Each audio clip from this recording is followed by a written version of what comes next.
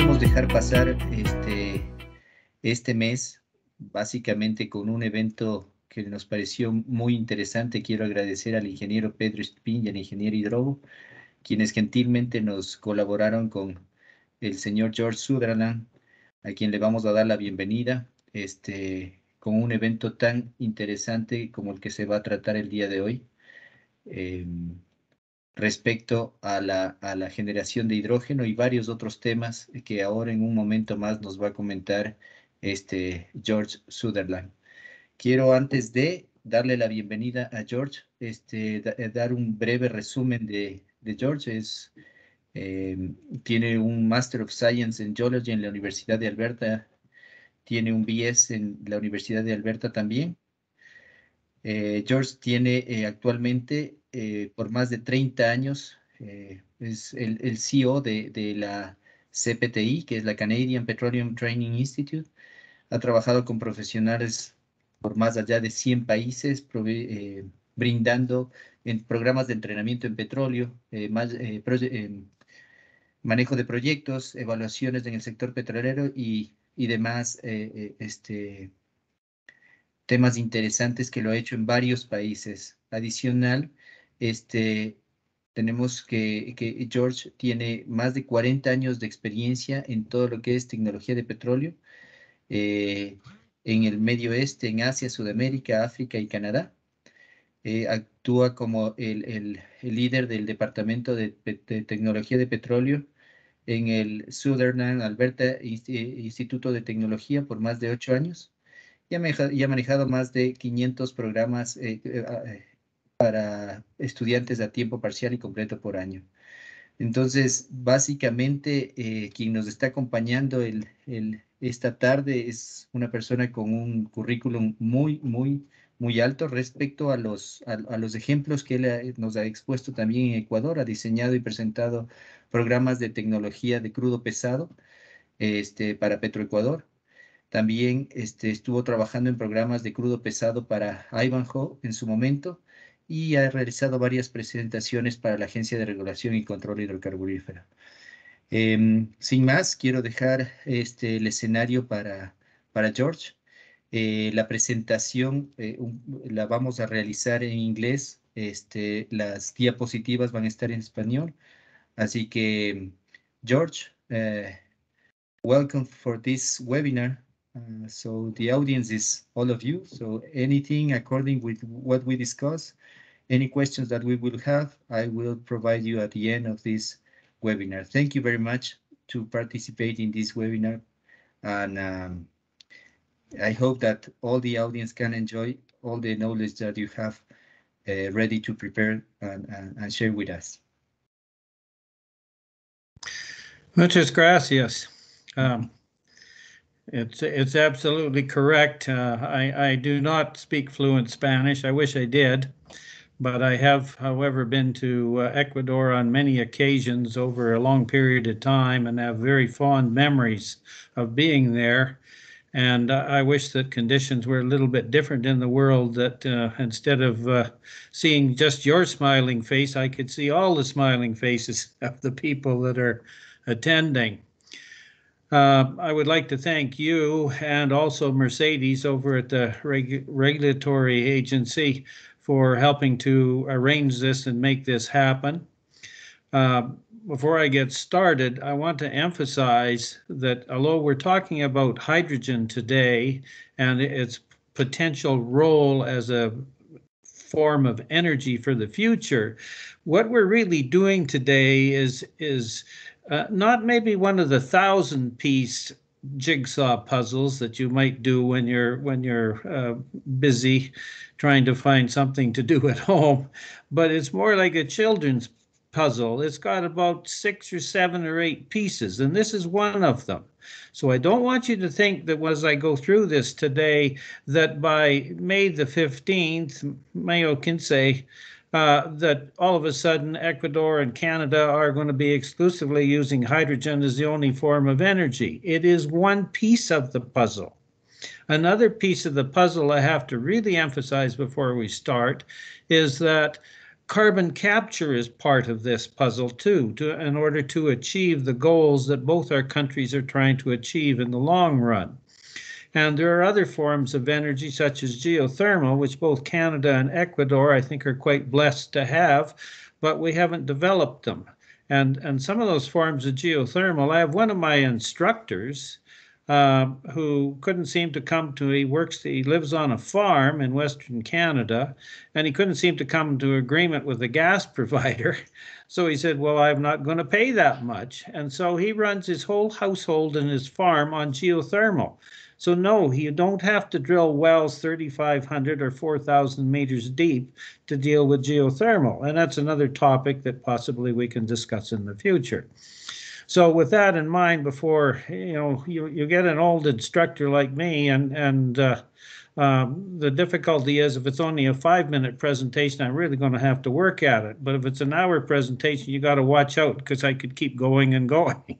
So let's start this and define what it is that we're talking about here. Well, we're talking about hydrogen.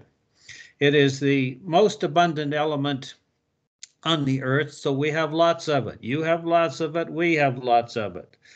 So where is that hydrogen? Well, one possible source is methane gas.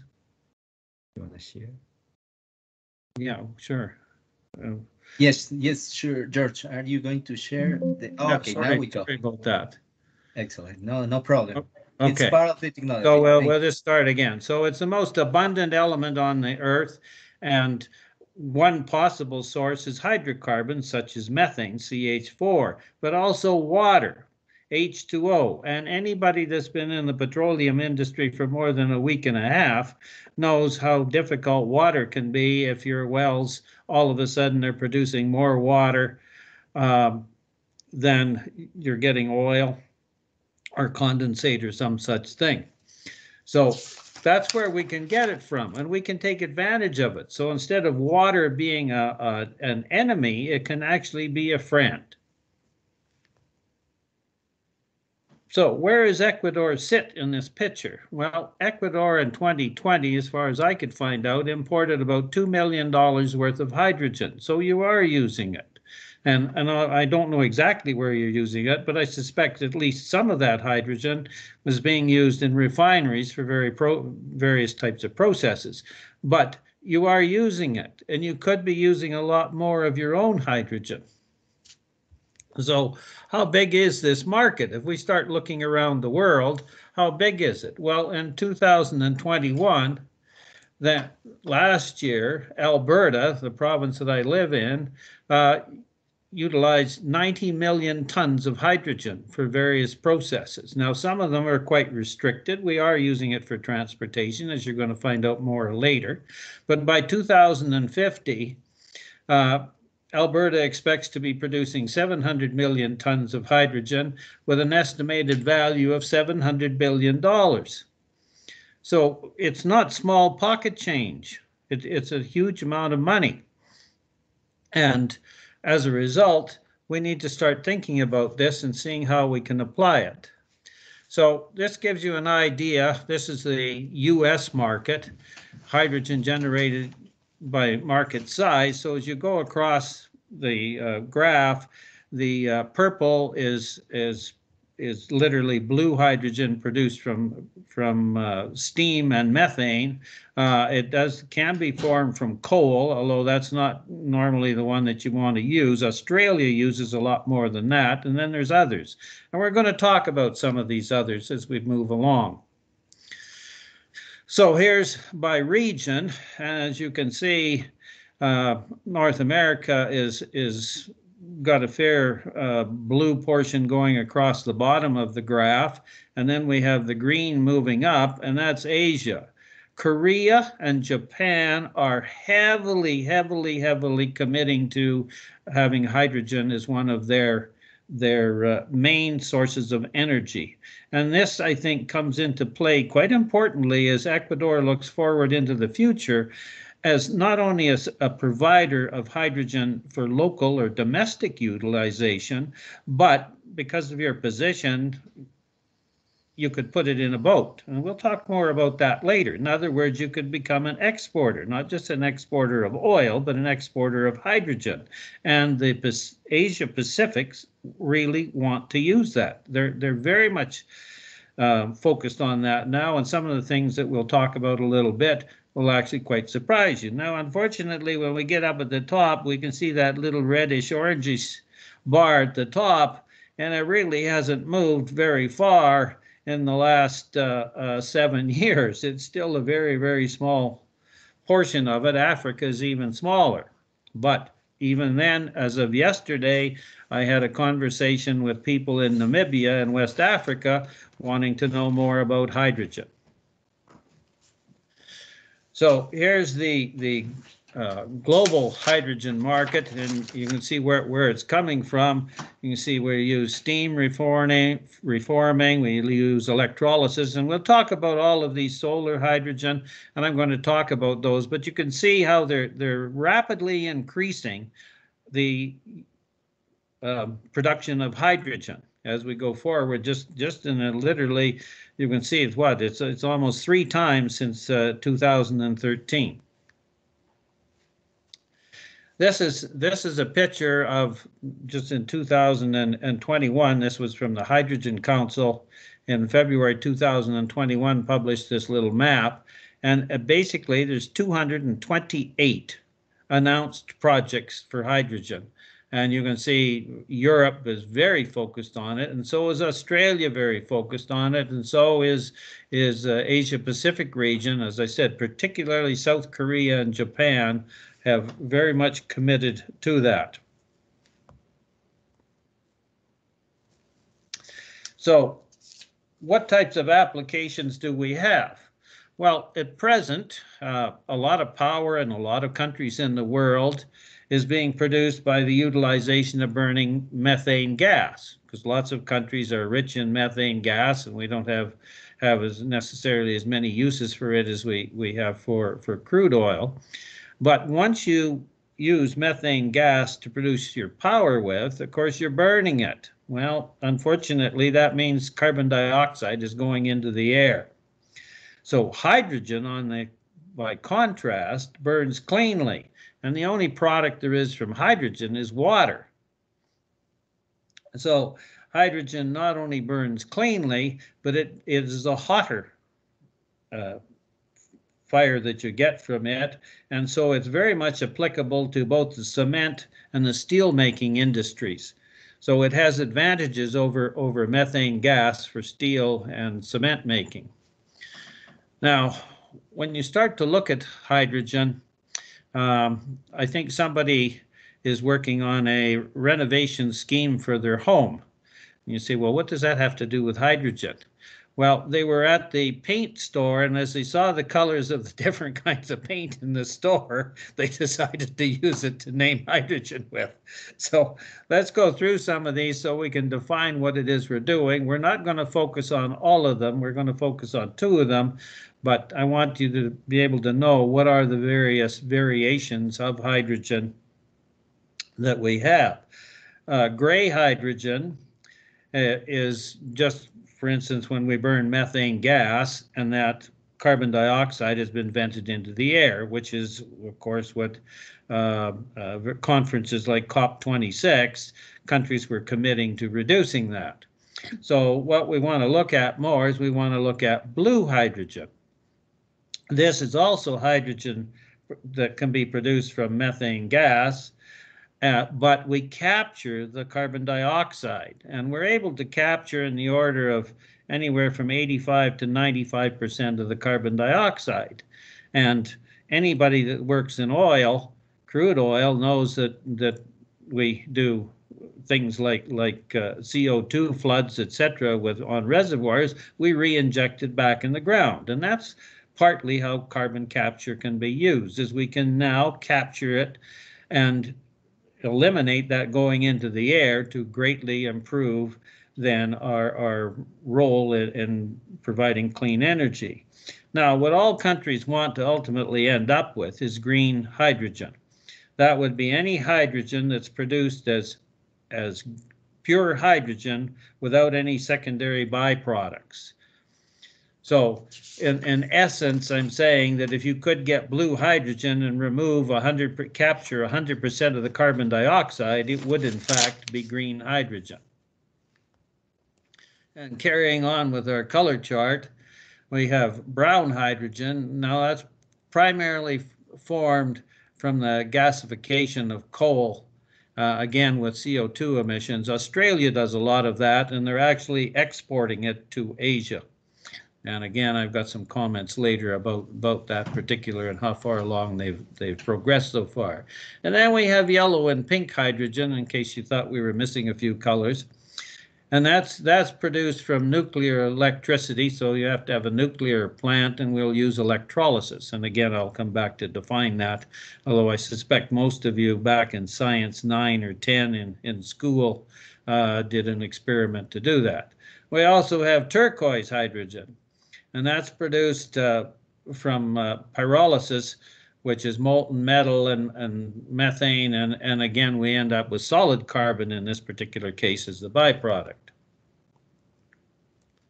All right, let's get serious about this as to exactly what it is we're talking about. So to begin with then, blue hydrogen. So where are we going to get the methane gas? Well, as we all know, you could produce it from a reservoir the same way as you produce oil. Some reservoirs are gas, some reservoirs are oil, some have some of both. We extract the gas from the oil, and you get some countries, unfortunately, like Nigeria, that are flaring a huge amount of methane gas. They have been in the past. I also worked on a project in the past with Senegal and West Africa, and instead of flaring the gas, we used it there to actually generate electricity for small villages. We could also get that hydrogen from biomass, and there are facilities and operations that are using that today. Landfill, where we have dumped our garbage, the organic material breaks down and it produces methane gas. So right here in Calgary, we actually have wells in some of these garbage dumps, these landfills, and we're producing methane gas that we're actually utilizing for heating. But the process of getting hydrogen from methane gas, as you can see from the formula at the bottom, we're taking the CH4 and we're using steam or water vapor, and we will break it down to produce carbon dioxide, and then we have to capture that or retain it and then sequester it underground. And when you think, well, people, well, where would they be sequestering it? What can you do? Well, believe it or not, right now, Iceland is doing exactly that. They're sequestering the CO2 underground. And remember, they're not exactly a nation blessed with sedimentary rocks. They have an awful lot of igneous rocks, but they are porous in permeability, so they can inject it underground, and it takes about 2 years, and they're starting to produce solid limestone by injecting it underground. So we can get hydrogen by using that process. One of the projects that's quite interesting here in the province that I live in, the city north of us, about 3-hour drive north of Calgary, is that the natural gas supplier ATCO is looking at a pilot project this year where they're going to add 5 to 20% hydrogen to the methane gas, and they're going to supply that gas. Then it's going to have to go through a pipeline, and they're going to pilot is 2,000 households. It will reduce the amount of CO2 gas emissions because it's not going to be all methane. It'll be partly hydrogen. So we reduce the CO2 emissions. The project value is about $5.7 million. It's slated to start up this year, and of course requires carbon dioxide capture. And Alberta has got starting to have a significant network of pipelines which are used exclusively to then remove hydrogen from one location and take it to another location. Typically an oil field that's been discovered, for instance, in the mid-50s here, and in one particular case they're injecting it. It's a field that Shell has, and it was down to about 400 barrels of oil a day. And so what they're doing is combining this by using it as a place to sequester hydrogen, putting the CO2 in the ground, and they now have it back up to 10,000 barrels of oil a day using miscible flood, and also sequestering the hydrogen. So it's a win-win situation. Yes, you do get some carbon dioxide back to the surface, but you can't remove that. Another project is between one of the major oil companies, Suncor, that has heavy oil, and ATCO, the natural gas supplier. And what they're looking to do is, again, hydrogen is going to be generated from methane gas. They are looking to have production of 300,000 tons a year and be in operation by 2028. That hydrogen gas will be used at their refinery in order to generate cleaner electricity. That's about 65% of it. Another 20% will go into the gas grid, particularly because this facility is close to one of Alberta's major cities. For Alberta, it's a reasonably good size, so it's over 1 million in population. But it will go primarily into the transportation, bus transportation, and delivery trucks and things of that nature. And then 15% will go into sales gas in other ways. The benefit is, if this project goes ahead, it will reduce CO2 reduction by 2 million tons per year. And their technology, they estimate they'll be able to recover 90% of the CO2, which would be a huge improvement in our ability to help to clean up the atmosphere. Another blue hydrogen project is between the Alberta and the Canadian government.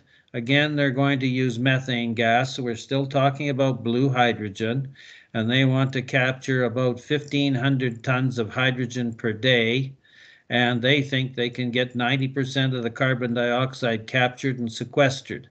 It will create 2,000 jobs in engineering and construction, and their operational target is 2 years from now, and it's a budget of about $1.3 billion. There's also a big project in Louisiana. The U.S. has, again, it's blue hydrogen from methane gas, and they want to produce 750 million standard cubic feet per day, and they'll sequester 5 million tons per year of CO2. Now you have to watch because Canada uses metric, the US of course uses, so when I'm talking about tons, it's 2,200, where the US is talking about 2,000 pounds. So they expect that to be on stream by 2026, and this was just announced last October. So all of this is a new type of development in various places. Now, one of the issues is, if you start to look at hydrogen, yes, you can produce it from natural gas and you have hydrogen. So one of the issues that we have to start thinking about is, oh, that's just wonderful. You have all this hydrogen in one location, but how do you get it someplace else? Especially if you want to get into the export market. Because hydrogen, to be a liquid, if you're going to ship it as LNG, you've got to get the liquid down to greater than, my memory says, 200 and over minus 230 or lower temperature. Well, that takes a lot of energy to do that. Well, the truth is there's a simpler way of doing it. And that, as you can see in the diagram in the bottom right corner, it says ammonia plant. So what we do is we take hydrogen and we add the nitrogen, which is abundant in the air, and we produce ammonia, NH3. And the temperature to make that into a liquid is minus 33. So all of a sudden, we don't have to use the energy to liquefy it. We can put it in an LNG tanker, and we can ship it to some other part of the world. And just like an LNG facility where they convert it back into natural gas, well, you convert it back into hydrogen at the reception country.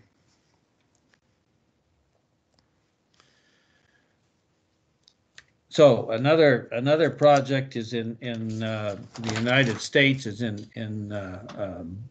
Bakken in North Dakota, and there they hope to produce 310,000 tons per year by 2026, and they again claim that they're going to be able to capture 95% of the CO2 emissions. And again, this is not something that's been going on for years, so they're in the initial stages of putting this together and constructing it, because it was just announced on August the 18th last year.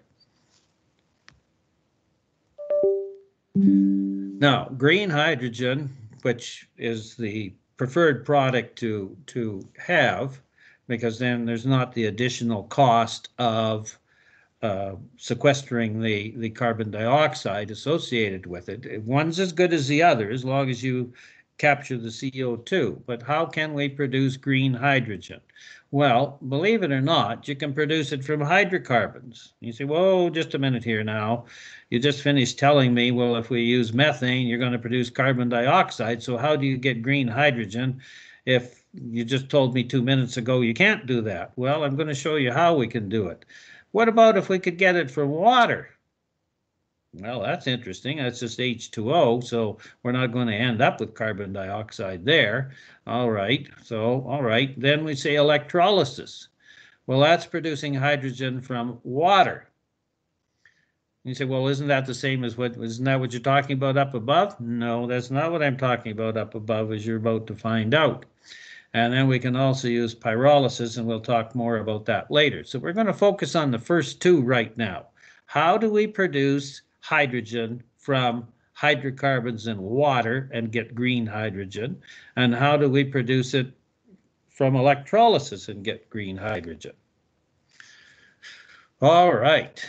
Now, we'll get back to some of you in the audience, I'm quite sure, are reservoir engineers or at least quite familiar with exploration and reservoir engineering. And as we're all aware, most of the oil we've ever found is still there, isn't it? It's still underground. It's in the reservoirs. And in some countries, they're lucky if they get 10% of the oil in place. But if we're able to get 20 to 30% of the petroleum out of a reservoir, we think we're doing pretty good. So that means there's 70 to 80% of it still there.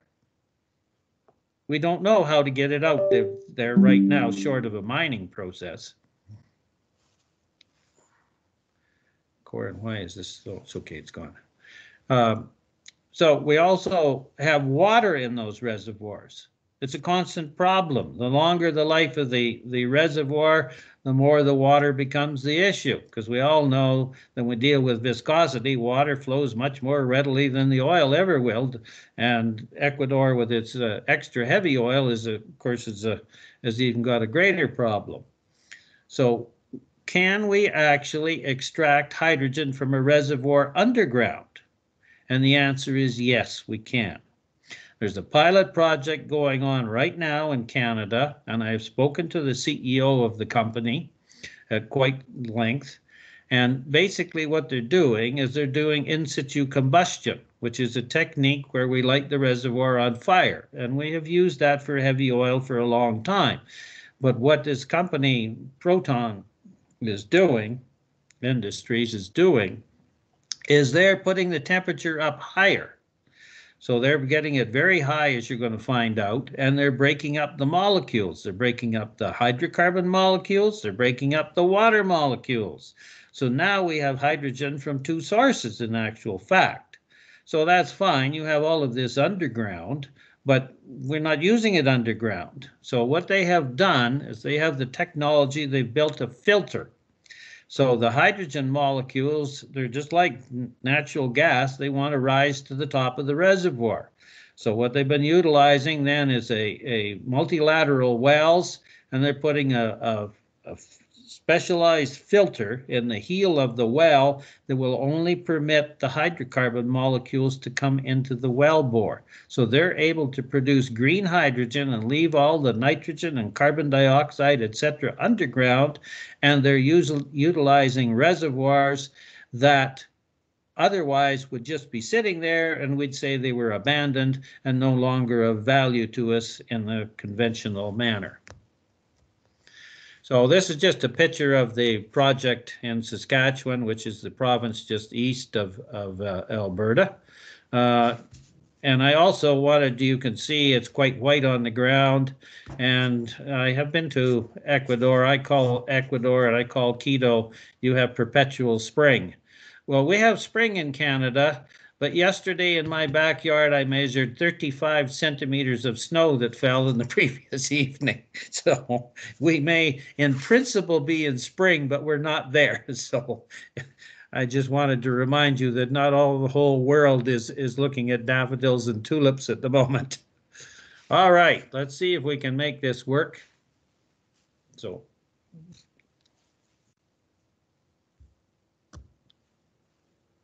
Okay, if we got it. Hygienic earth energy is a two-step affair. First, temperatures and pressures are elevated inside an oil or gas reservoir, breaking the hydrocarbons and any water molecules into their basic elements. And second, high-tech membranes are inserted deep into wells and used to extract only the hydrogen gas.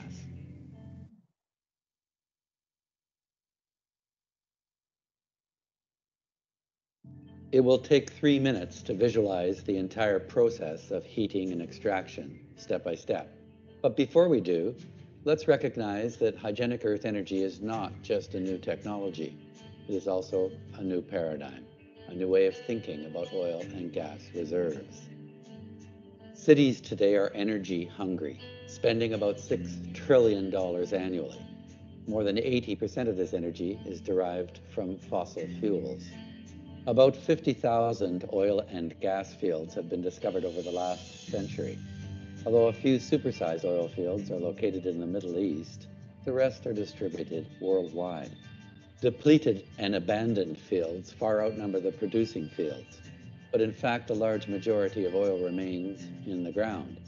A depleted oil field typically leaves 70% of the original oil in place because the oil is waterlogged or will not flow. Hygienic earth energy transforms these reserves. Instead of basins abandoned half full after the oil and gas is pumped, piped, blended, and burnt, we see the reserves as treasure troves, vast chemical storehouses, conveniently buried underground all over the world, still full of resources.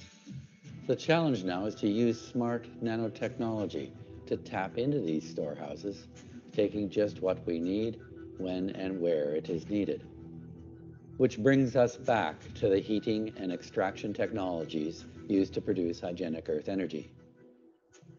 Many different techniques can be used to heat a hydrocarbon reservoir. One typical approach is to install oxygen injection wells and use these wells to pump oxygen-enhanced air into the reservoir. Laterals can be used to spread the oxygen over a large area. Ox injection wells are paired with one or more hygeneration wells. In this example, each hygeneration well terminates just below the cap rock. Again, laterals can be used to increase coverage. Next, a downhole membrane called a hygenerator is inserted into the heel of the hygeneration well. In this example, the membrane is a thin palladium copper alloy with multiple chambers encased in ceramic, a palladium sandwich. The ox injection and hygeneration wells can now start to work as a system. Oxygen is pumped and cycled into the lower zones of a reservoir, typically 1 or 2 kilometers underground. Combustion occurs instantly as the oxygen combines with a small percentage of the coke. This is called in situ or in-place combustion, and is a technique commonly used to warm oil and enhance oil recovery. However, hygienic earth energy is not about oil recovery. Instead, temperatures are allowed to rise much higher, above 700 degrees Celsius. A chain of chemical reactions occurs as the heat and pressure rip apart both the hydrocarbon and water molecules. Synthetic gases are produced, including masses of trapped carbon dioxide, hydrogen gas, and oxygen. The extra oxygen helps sustain the in situ combustion. The hydrogen gas is slippery and buoyant and slowly floats upward, pooling under the cap rock. The high generation well then pulls the hydrogen protons to the surface, while the high generator excludes carbon dioxide and all the other gases, operating like a selective filter at nanometer scale. Once extracted, the pure hydrogen is stored and then distributed as a clean and green source of energy. Hydrogen can be transported long distances without losses. The first market is fertilizer production and upgrading fuels. This market already consumes $165 billion of hydrogen annually. Hygenic Earth Energy offers these industries a much cleaner product at a fraction the cost. The next market is blending 10 or 15% hydrogen into natural gas for temporary transport or for reducing carbon and earning credits everywhere natural gas is consumed. Some regions already blend hydrogen, but the potential market size is massive. Once hydrogen pipelines and rail cars reach urban regions, the market grows exponentially. Hydrogen fuel cells inside all kinds of vehicles will transform transportation systems, and larger size fuel cells will produce electricity wherever the demand warrants. When the hydrogen is consumed, the only emission is pure water. 9 kilograms water for each kilogram of hydrogen consumed. Cities become pollution and carbon free. The dying oil economy is reborn, like a phoenix, as oil and gas reservoirs around the world generate vast quantities of clean, green, and affordable hydrogen.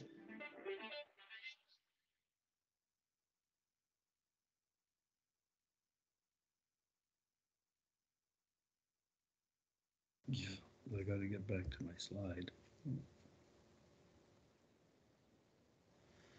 Yeah, that's great.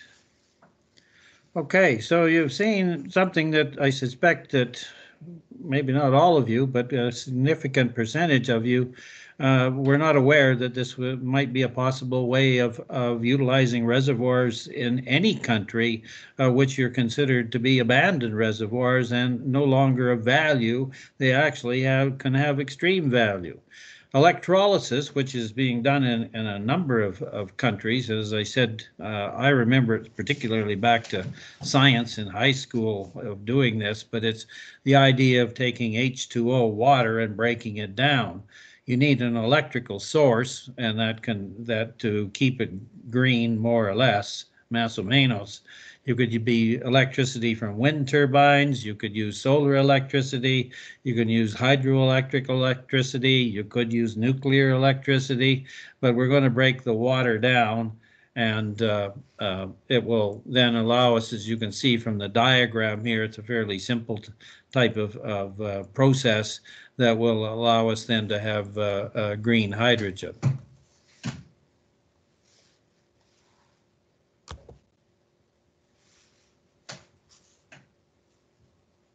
Green hydrogen is called the fuel of the future as it has the ability to power the hard-to-electrify sectors like industry, transportation and buildings, contributing around 65% of yearly greenhouse gas emission in Europe. Hydrogen can be produced through a process called water electrolysis. This process takes place in a unit called an electrolyzer. Electrolyzers split water into hydrogen and oxygen molecules using electricity, which then provokes a chemical reaction. Direct current at an anode and a cathode splits water into oxygen and hydrogen. The produced hydrogen is then ready for use in direct application like transport, industry feedstock and steel production. Indirect power-to-X applications like e-fuels, fertilizers and replacement for natural gas. And lastly, grid stabilization and storage. If the electricity comes from renewable energy sources, such as solar and wind, the hydrogen is completely CO2-free and truly green. I can just go down. There we go. So the cost for hydrogen, like all of these technologies, as we know, whether it's wind turbines or it's solar, the cost of installation, et cetera, are gradually getting less and less, and we're seeing more and more of those types of installations. The same is going to be true of hydrogen.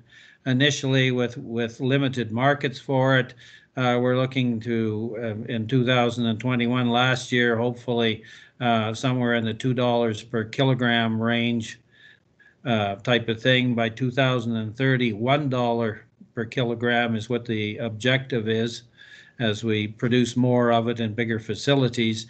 The pilot project that I just showed you in Saskatchewan for producing hydrogen underground, they feel as they get this up and running and get into a bigger project that they might be able to get it under $1 and maybe even as low as 25 cents a kilogram, which would make it very economically feasible. Electrolysis. They're in Quebec. We can move along. Quebec is putting, and this was again the January, just a little over a year ago, announced an 88 megawatt electrical facility and 11,000 tons per year of hydrogen by 2023 in another year. 1 megawatt of electricity, generally speaking, will provide enough energy for 1,000 households, to put it into perspective. Some other projects that are in British Columbia, and I don't want to dwell too long upon those.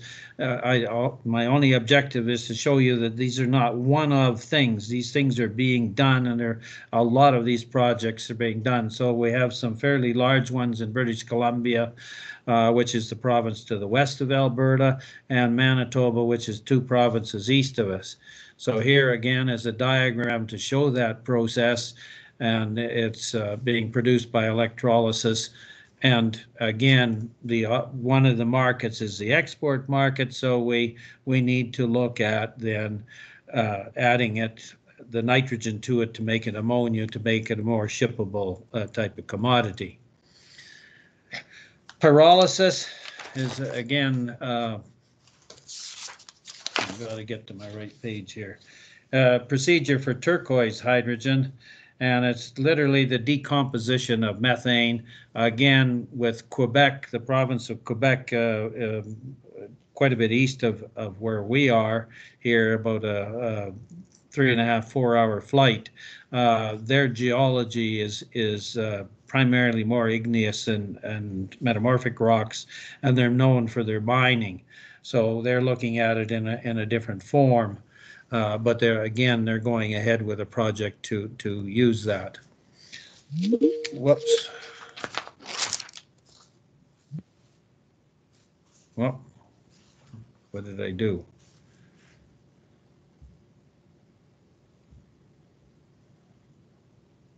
You guys seeing okay, right?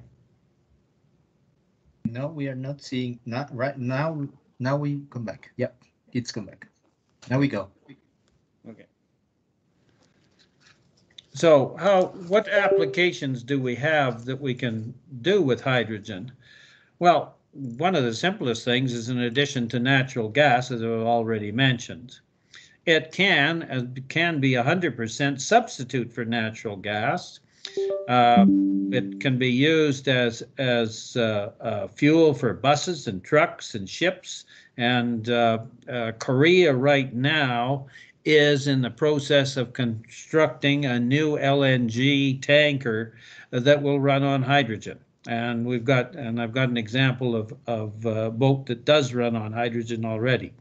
It can be with hydrogen fuel cells. It can be for cars. Now, presentation that I gave in the past, one of the questions was, can you easily convert a car to hydrogen? And as far as I can find out, the answer is no, that you cannot do that. However, and I'm not particularly trying to promote any particular automobile manufacturer, but you can order from Toyota this year a car that runs on hydrogen. Now, the question, of course, is where's the filling station? It's a key processing agent in refineries. And as I said, if you convert it into ammonia, it's a much safer way of shipping the hydrogen, and in that form can be used with fertilizers. Additional applications that we might do is methanol production.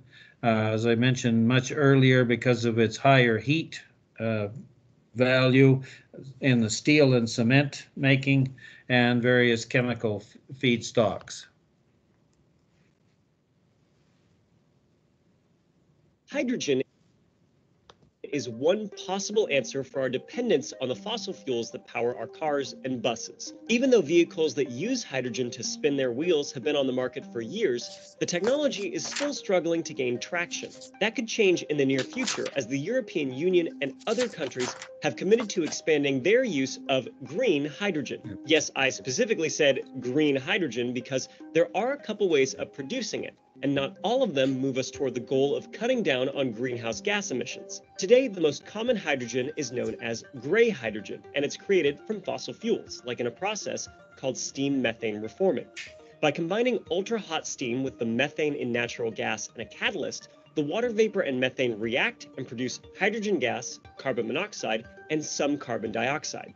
A second step, called the water-gas shift reaction, uses the carbon monoxide, steam, and another catalyst to extract more hydrogen gas, giving off CO2 as a waste product. Worldwide, about 95% of our hydrogen is gray. I think the problem here is pretty obvious. Sure, you can use hydrogen in a fuel cell powered car and only give off water as a local waste product, but if the hydrogen was made through steam methane reforming, you're just shifting your carbon emissions from your tailpipe to a plant somewhere. There is a way to make the process more eco-friendly by capturing the CO2 and storing it or using it for other industrial applications, and hydrogen made this way is called blue hydrogen. Still, what we're after is the good stuff, the guilt-free stuff, the green stuff. Hydrogen is the most abundant element in the universe. It's found in this thing called water, which you may have heard of. Hydrogen can be pulled out of said water using electricity in a process called electrolysis. Using electricity from wind or solar power could vastly cut down on how much carbon dioxide the whole process creates. Hydrogen made this way is, you guessed it, green hydrogen. Of course, there's a catch. Green hydrogen is much more expensive to produce than gray or blue hydrogen. While a kilogram of green gas goes for about $6 today, the gray stuff is priced at just $1.60 per kilogram. Still, the European Union imagines natural gas as an important tool for getting to net zero carbon emissions by 2050. By improving electrolyzing machines and reducing the cost of renewable energy, green hydrogen could compete with its gray counterpart as soon as 2030. Then it could be applied in transportation, particularly for large vehicles like buses, trucks, and ships, where the drawbacks of current batteries make them less than ideal. But hydrogen has potential far beyond trucks or boats, and the EU has drawn up a roadmap of the ways green hydrogen could help them hit emissions targets. It could be used to decarbonize the gas grid and deliver heat and power around Europe. Adding it to the grid doesn't require huge upgrades, and energy producers could convert to use pure hydrogen. Essentially, hydrogen could be a way to produce energy in one place and then transport it for use or storage somewhere else, solving a big problem of renewables. Finally, hydrogen could be used in industrial processes to generate heat or replace coal-based blast furnaces in steel production. Right now, steel production is responsible for as much as 9% of global carbon emissions. It all sounds very tempting. Tempting enough that the EU proposed investing billions of dollars in green hydrogen. Separately, the UK is ramping up their own use of hydrogen, with buses and trains powered by the technology just entering service in a few trial cities. With reimagined transportation and a converted grid using hydrogen from clean sources, Europe could be a model for the world to follow if we're hoping to make fossil fuels a thing of the past. If you want to know more about the promise of hydrogen fuel, check out Josh's video here. So, do you think green hydrogen is the answer, or is there another green tech you think will revolutionize the world? Let us know in the comments, be sure to subscribe, and I'll see you next time on Seeker. Hydrogen is... So, as always, we've got two focuses in reality. It's any given country wants to have energy that's economical, energy that's clean as we move into the future. But the bottom line is we also all want to have jobs. So is all of a sudden, it's like a pipeline in today's world. It takes about 4 people in a room with computer screens to operate a pipeline that can go 1,000 kilometers and look at it and control it. Well, in Canada, one of the companies has estimated that we have an upwards, as I said earlier, a $50 billion per year hydrogen market, and they estimate this will create in Canada 350,000 domestic jobs. So Canada has got the resources to then become a leader in the world. The truth of the matter is, so does Ecuador have the resources to become a leader in the world. The United States, the U.S. Department of Energy estimates that they will create 675,000 hydrogen development jobs by 2035. So it's not just a technology that half a dozen people can operate, and that will certainly solve part of the problem, but we want to create jobs. We don't want people standing around looking at each other. Now, as I mentioned to you, boats, ships, you know, we're running them on all sorts of things like diesel, etc. in today's world. As soon as we are in San Francisco, California, and right behind me is a first of its kind vessel. That's the Energy Observer, and it is the first ship in the world to be powered by hydrogen and solar. They're letting us on board, so let's go take a look.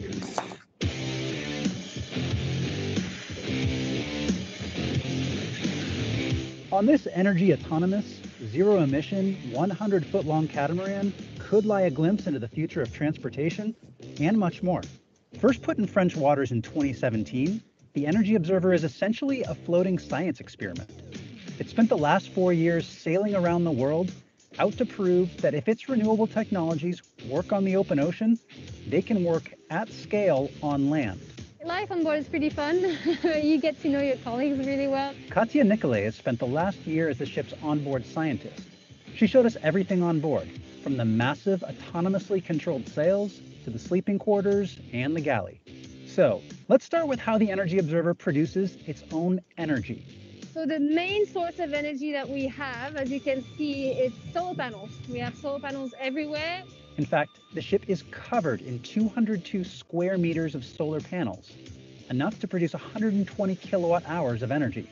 That's about half as much as a small US home may use in about a month. So you might be wondering, how do they do any work on the ship when it's covered in solar panels like that? But as you can see, it's completely safe to walk on. I'm not damaging them at all. With all the salt water and the storms and everything that we had, we even had lightning storms and things, and they survived all those conditions. So if they can survive here, they'll work really well on land. These downward-facing panels even collect energy from light reflected by the water. All that energy is then stored in batteries to power everything on the ship, from the engines to the coffee maker. In a day like today where we're docked or at anchor, we're not navigating, we don't have engines, so we're producing too much energy. So by lunchtime, the batteries are full, and all the energy of the afternoon is going to be wasted. So instead of wasting it, we're going to turn the excess of energy into hydrogen. So how do they do that? First, they use reverse osmosis to turn seawater into pure water. Then, using the electricity stored in the batteries, they electrolyze the pure water, releasing the oxygen, leaving them with pure hydrogen that they then store in these big tanks. And hydrogen, you really have to think about it as a storage of energy. So it's like the batteries, but it's a long-term storage of energy. If we were to have the same amount of energy that we have in hydrogen form into battery form, it would be 14 tons. So we would just sink. We'd just be too heavy. When the batteries start to run low, the crew can tap into those hydrogen stores using the same fuel cell found on the Toyota Mirai to create electricity and recharge the batteries. In addition to the electricity, the fuel cell also creates heat, which can be used to heat the cabin or their stored water. The tanks can store enough hydrogen to power the ship for a full 6 days without any sun or wind, though that scenario is pretty unlikely. Speaking of wind, let's talk about those massive sails. These are fully autonomous, so they orient themselves automatically to get the best propulsion. So even if you're not a sailor, you can still use those. There's no ropes to pull or anything. You just push on the button, they go up, and you push on another button, they go down. The sails are designed to work like the wings on a plane, creating a difference in airspeed between the front and back, which drags the boat forward. Another bonus of the design is that they don't create a lot of shade on those solar panels. Because otherwise we would have a big mast in the middle and like big sails, and half of the ship would always be in the shade.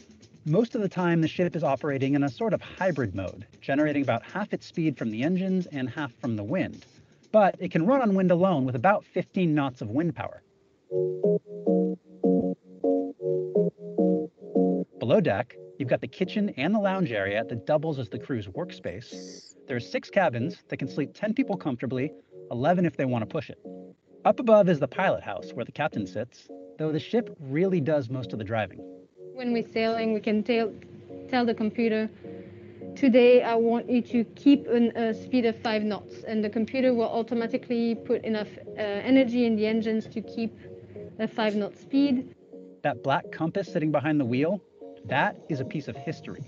It was on board the Solar Impulse 2 when in 2016 it became the first plane to circumnavigate the globe using only solar power. Back below the captain's seat is what the crew refers to as the real brains of the Energy Observer. So this tells us in real time how much we're producing and how much we're consuming. So the goal here is really to try and balance our energy production and consumption over a 24-hour cycle. Here you can see all the solar panels and how much they're producing each right now. So it's always like, what's the most important thing today? Do we want to create energy or do we want to go fast? An engineer on board is tasked with monitoring that energy. The crew often has to ask him whether they can run the dishwasher or even have a hot meal. So if you were to make yourself a coffee or toast, you would see that the numbers skyrocket for a little bit before it goes down. So also gives us a very good understanding of how much energy we're using every single day. I was personally very aware of my water consumption before coming on this boat, but not really my energy consumption. And it's quite amazing how much energy it uses to make a coffee or to have a warm meal. So far, the crew says the ship is doing exactly what it set out to do: prove that these renewable technologies have viable, real-world uses. On its 4-year journey, the Energy Observer functioned perfectly in climates as hot as 113 degrees Fahrenheit, as well as in the frigid temperatures near the North Pole. And the technology handled it very well. The crew, not so well. So next up, the Energy Observer set sail for Hawaii from the San Francisco Bay. Then beyond that, it's on to Japan for the Olympics. Now, after that, they told me they don't really have a set schedule, but they're hoping to be back in Europe by 2024. So what do you think of the tech on this ship? Where else do you think it could be applied to? What other industries? Let us know in the comments below. As always, thank you so much for watching. I'll see you next time. So we're starting to see greater and greater applications of how we can move forward in the future. And I'm not here to tell you which ones should be applicable in Ecuador or any other country, but you can't make decisions on energy supply for now and into the future if you don't know what tools are available for you. Now, part of that also involves issues and strategies. Do you have the available feedstocks to do this? If you're going to do blue hydrogen using methane gas, do you have feedstocks of methane gas? Or if you're going to do in situ combustion, do you have reservoirs with oil in it that you can't produce? So those are things. So, and if you're going to use carbon capture, you know, most countries that produce oil have suitable reservoirs that can be used for the storage of the CO2. We need to develop long-term business models. We need to have innovative and collaborative ventures. So this is not just getting company X in the past that may have done everything. We need to bring together a lot of different entities in order to successfully do this. Now, one of it, of course, and I know I saw Mercedes' name on the list of attendees today. So Mercedes, you've got to get the rules and the regulations in place to allow this to happen. And it's not in some jurisdictions right now, they're primarily just falling back on their oil and gas regulations. Well, some of those are applicable, but it does need to be adjusted. It's not the same game. It's a different game, part of which we've already solved, but part of which we have to change to move forward. And to put it in simple terms, the problem is the chicken or the egg, which comes first. And the bottom line is, you've listened to all the ways in which we could potentially produce hydrogen. Now the question is, what are you going to use it in? Well, let's use it in cars. Well, that's fine. You can order from Toyota a car that runs on hydrogen, but where do you get it filled up? So nobody's going to put in enough service stations, filling stations, until there's enough cars, but you're not going to sell enough cars until there's enough service station. So that becomes the issue. I suspect what is going to develop in a lot of countries is cars won't be the first step. The first step will be having a filling station at a bus depot, and all the local buses that provide transportation will run on hydrogen, or delivery trucks within the city, that sort of thing, because they go back to a central location and can be filled up again, and then it will gradually expand and be accessible to the average person. Chile, just in the end of December this year, has announced a number of different green hydrogen projects. They're hoping to have 396 megawatts of power costing $50 million, and they want to produce 45,000 tons of green hydrogen per year by 2025. That's a very short time framework. The companies that are listed there are the 6 companies that are involved in various projects in Chile. And I'm not trying to suggest Chile over Ecuador, but Ecuador doesn't have a video that says we're developing hydrogen. So I'm going to allow you to see what it is the president thinks of this development. On Monday, President Sebastián Pinera hailed the production of the first green hydrogen molecule in Chile. He even unveiled a green hydrogen charging station in Santiago and an Anglo-American mining company site. Today we are taking a new step forward in important issues such as clean energies, protection of nature, and fighting climate change. But what is green hydrogen? Well, here's a quick science lesson. Green hydrogen, also known as the fuel of the future, is a hydrogen-produced fuel. One that is produced by employing renewable energy to power electrolysis. What is that, you ask? Basically, it splits water molecules into hydrogen and oxygen. Why is green hydrogen better? Well, for starters, it is a cleaner alternative to fossil fuels, and since it is produced from renewable power, such as solar or wind, it results in pollutant-free hydrogen and can help reduce CO2 emissions. Clean energy for our homes and productive processes, and also clean energy to be able to export to other countries and generate, in this way, a bigger contribution to combat the climate crisis. Chile is determined to become a leader in the clean energy sector with the aim of developing the industry towards being worth $30 billion per year in clean energy exports. And domestically, green hydrogen can be used to power homes and public transport. Chile has a huge potential to transform into a world leader in terms of efficiency and low cost in the production of green hydrogen. Our goal is to produce green hydrogen at a low cost of $1.50 per kilogram, and therefore we'll be able to develop an industry that will export more than $30 billion per year. Chile is at a geographical vantage point. It also possesses weather conditions and the competitive production of solar and wind energy necessary to obtain green hydrogen. So Chile's dream of becoming a major exporter of this energy molecule may not be that far-fetched. Bureau Report, WION, World is One. WION is now available.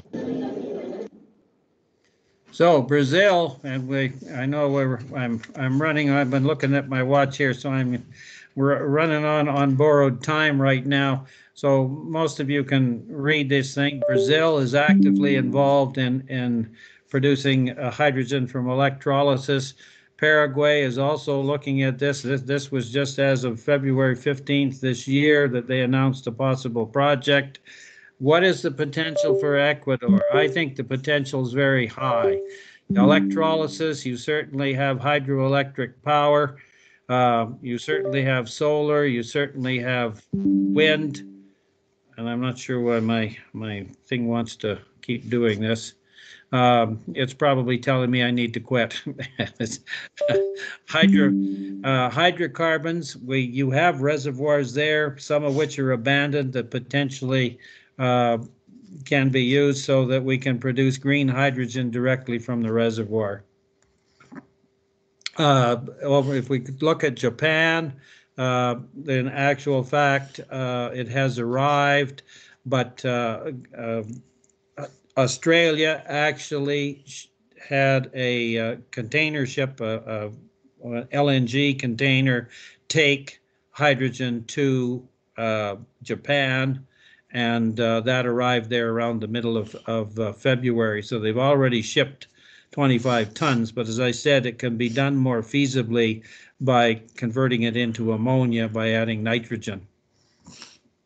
Pipelines, Australia actually converted a natural gas pipeline. There's only 43 kilometers. They converted it and they shipped the hydrogen through it. As I said, putting it into ammonia is a more effective process. And if we start to dream in Technicolor here, Airbus is looking at a combination of hydrogen and batteries to power jets. And I just happen to like the look of this jet, although I guess you have to very selectively pick your seat because it looks like there's only one window seat in this plane. All right, muchas gracias. I hope that I have been able to give you some ideas to think about. As I said, it's like the child's puzzle, though.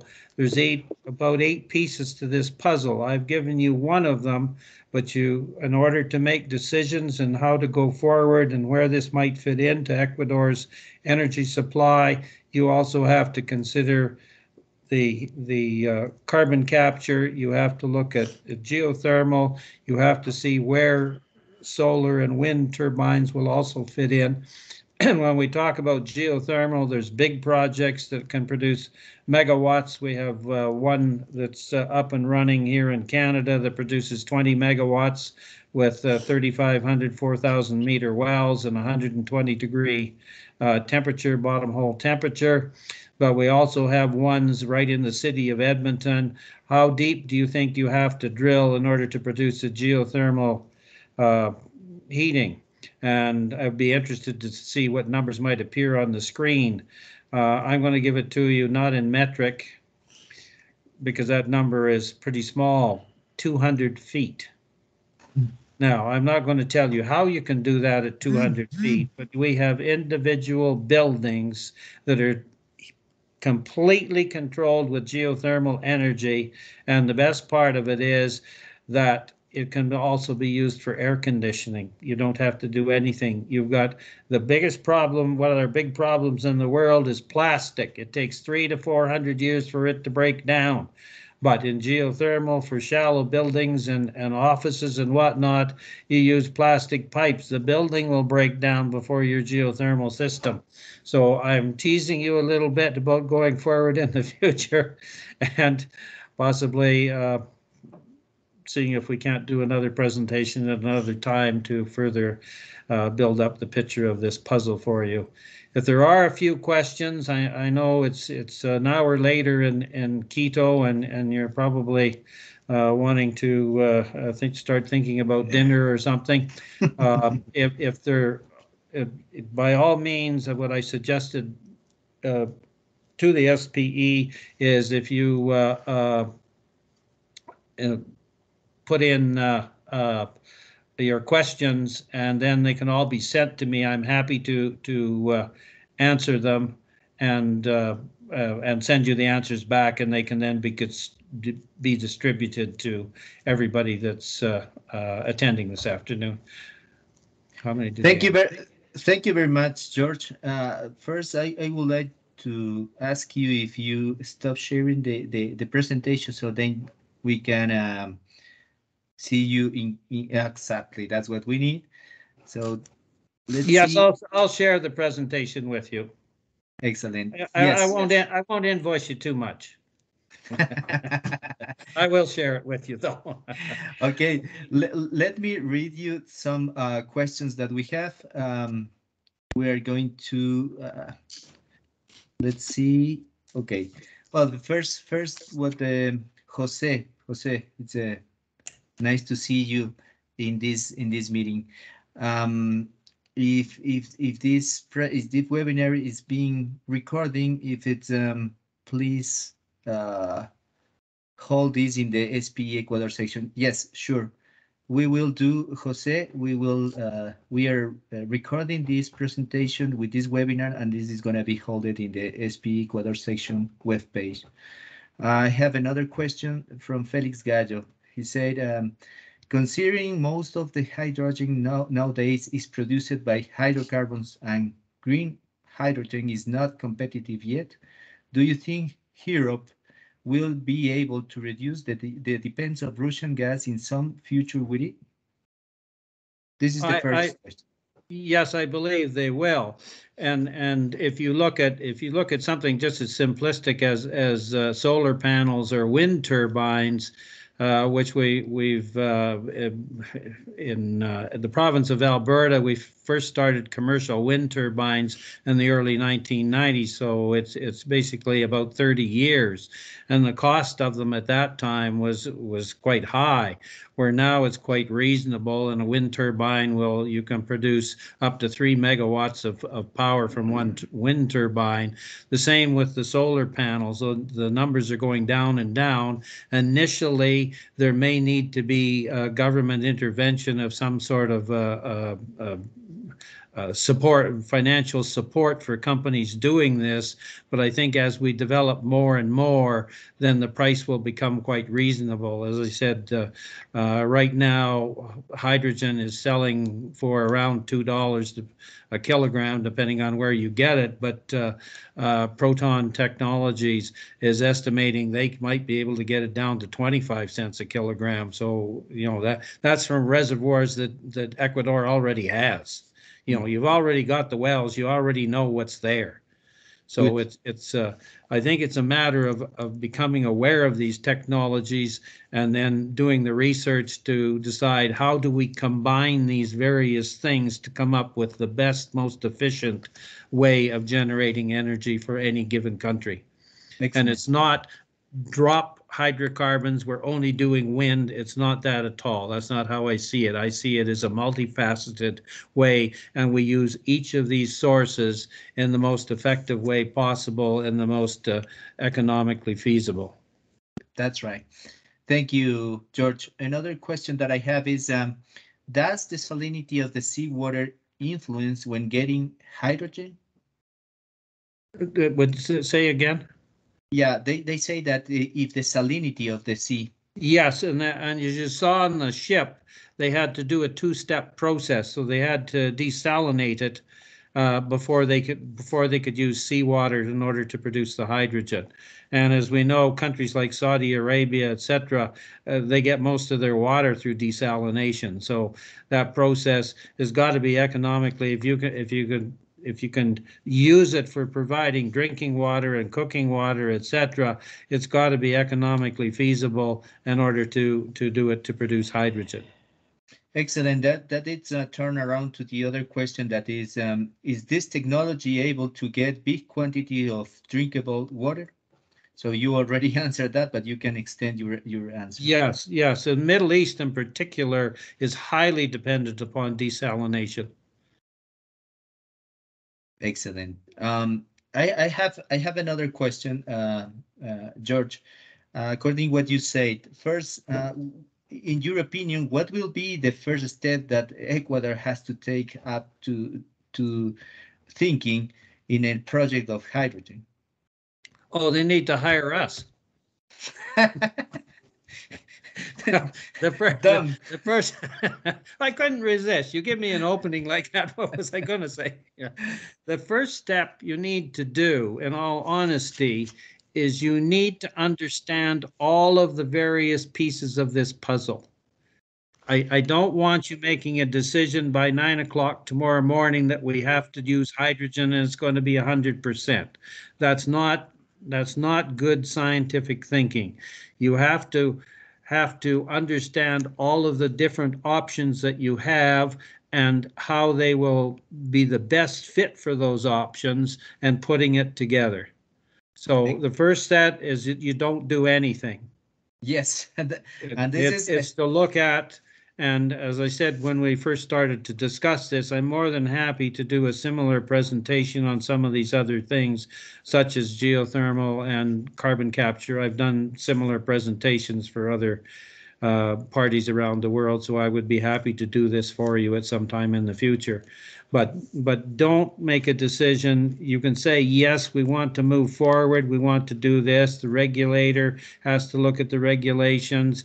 You know, if you start to get into geothermal, like you come, a lot of places are putting it under their oil and gas regulations. Well, oil and gas regulations have a relatively short period of time, meaning you produce a field for a certain length of time, but geothermal is, you know, your great-grandchildren could still be using the same facilities.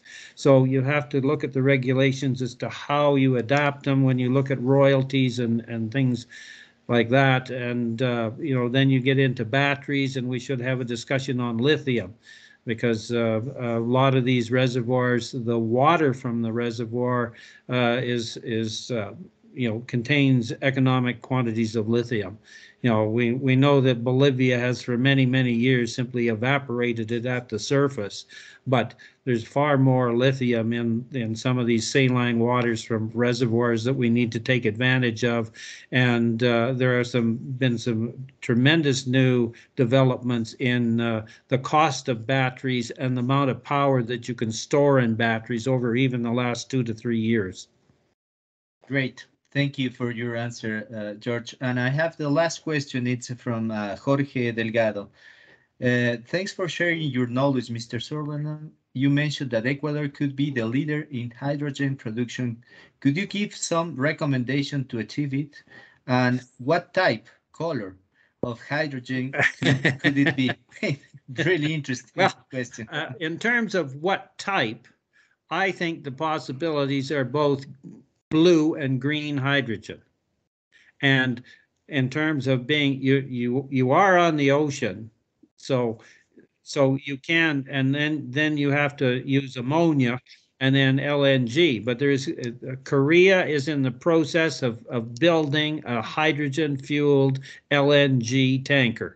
So those are going to be on the horizon. And if you use ammonia, then of course you can ship it as a liquid as you would it with LNG because of the volume issues, but without having to get to the extremely low temperatures, which of course are also energy inefficient if you have to do that. So I could see Ecuador having a role, both green and blue hydrogen, because you do have reservoirs where you could do carbon capture that are not being used anymore for other purposes. And you can produce hydrogen, green hydrogen, directly from reservoirs. And I think you can also do it from electrolysis. So I would see a combination of those things depending on the location and the economics of the size of the project would be things that you'd want to look at and consider. Plus, as I said, the rules and the laws and the regulations have to now be formulated taking into account the knowledge of what are these things. Some are just fine as they are now, but some have to be adapted and made different. And of course, in the longer scheme of things, the government has to become a support, possibly providing subsidy to begin with to get this going and up and running. Great. But you don't need to supply the whole country in the first 2 years like ATCO's doing. They're going to take about 2,000 customers and start supplying them with natural gas that's got, you know, maybe 15% hydrogen in it. Excellent. Leave it out. Excellent. Thank you, George. We would like to thank for your effort. You changed your presentation into Spanish, and then you put this in English. It was really great just to count with you in these webinars, and for sure, in the future we hope you can stay here in Ecuador for another for another presentation. Yes, I would be very interested in doing that, and hopefully we will get the opportunity to actually do it in person. I have done quite a few presentations in the past in Ecuador, and also I have a lot of favorite restaurants in Quito.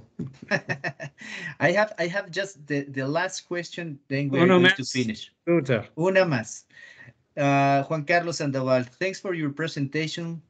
Considering that the countries with the greatest potential for renewables and green hydrogens are not necessarily the big oil producers from today, how do you consider the energy geo market will look in the future?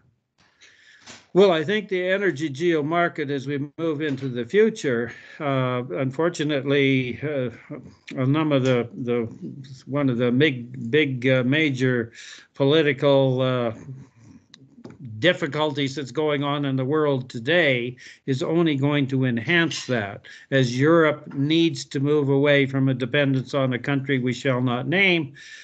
So I'm seeing that hydrogen is and possibly geothermal are going to become increasingly important and possibly escalated at a rate that we had not anticipated before.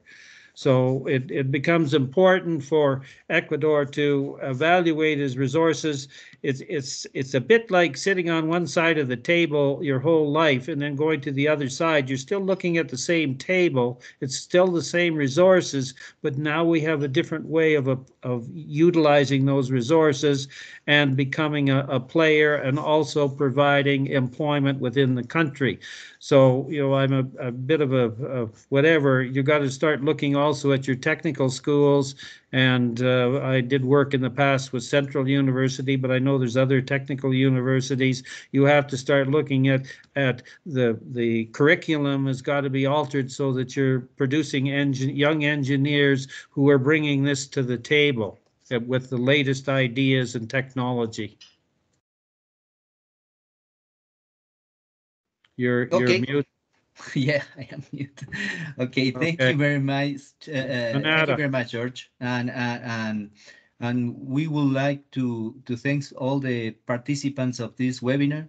So we hope to see you soon and to have more of this type of webinars in the future. Okay, you're most welcome. Hasta luego. Gracias a todos. Que tengan una buena tarde. Esto es SPE. So if there are more questions, by all means, write them down and send them to me, and I will do my best to provide you with some written answers if there's some people come back to you tomorrow or some such thing. Sure, George. I will be in charge of that. Very good. Thank you. Bye-bye.